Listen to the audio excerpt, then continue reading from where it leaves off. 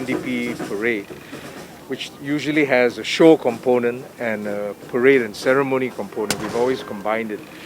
And the participants numbered in the thousands, 5,000-6,000, and the spectators numbered in the tens of thousands, and that was just not possible. What we wanted to do was to bring elements into the heartlands, starting with Prime Minister's message in the morning. It will be a very scaled down parade with just 4 contingents of Guard of Honour, and the number attending will be representatives of society.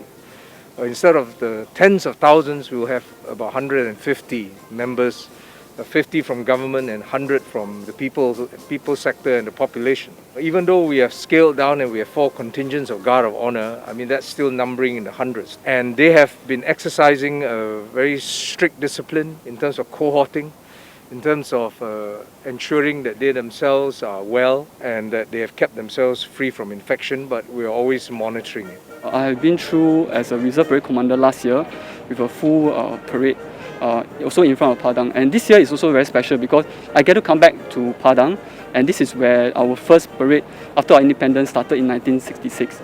So special to me this year is not just to commemorate our 55 years of independence, but also to pay a tribute to our frontline fighters and Singaporeans who have contributed to the fight against the COVID-19. What is unique for National Day Parade 2020 is the mask-on policy. It was tough in the beginning because it's a little harder to breathe, but we planned a progressive training program whereby it acclimatized them to the heat, the humidity, and the difficulty in breathing.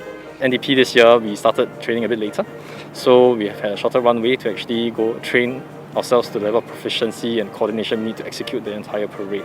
So the main differences is more of logistics, administration, as well as the parade sequence, because there are certain risk mitigation measures we have to put in place to ensure that our trainees train well but train safe. Right? So this includes wearing of mask, we have safety distancing, and even the parade, the contingent size is smaller. It's challenging, definitely, because even in this period with the COVID-19 pandemic, SPF is also affected. We have officers who are deployed for operations related to COVID. At the same time, we want to minimize the risk of cross-infection, so we have to come up with new measures to ensure that training is done safely. I think as all Singaporeans know, it's a very challenging year because of COVID-19.